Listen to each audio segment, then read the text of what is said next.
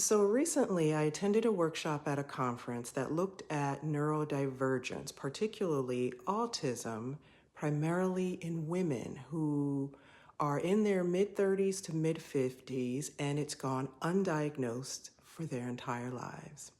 As a therapist of 2 decades, I have met so many of these women who start to figure it out somewhere between 35 and 45 years old.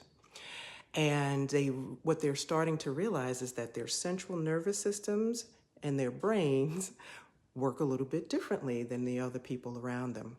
And I admittedly have wondered this about myself since I was in my early 30s.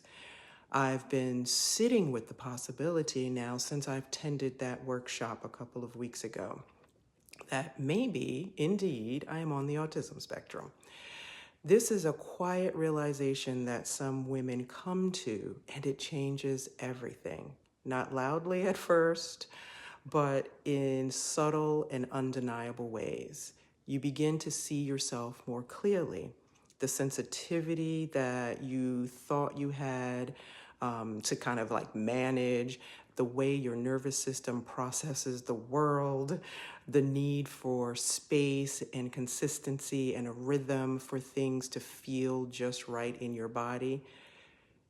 It's something to really come to the fact that that's not dysfunction and it's not something that needs to be fixed. It's just a different way of being in the world.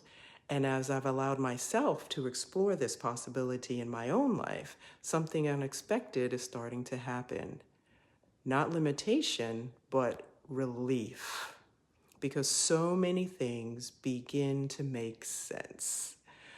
When certain environments feel overwhelming, why transitions seem to really take more out of me than it does anyone else, why my nervous system has always required a deeper level of attunement, care, and attention. It's why I was so drawn to yoga when I was young. And so I'm noticing that so many women like this are just navigating life in similar ways. They are leading, they are building businesses, they are holding space for others in their lives, and they are visionaries and creators.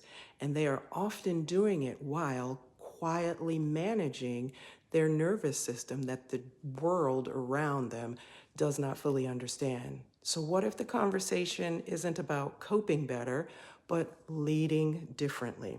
What if your sensitivity is not a liability in leadership, but maybe part of your superpower?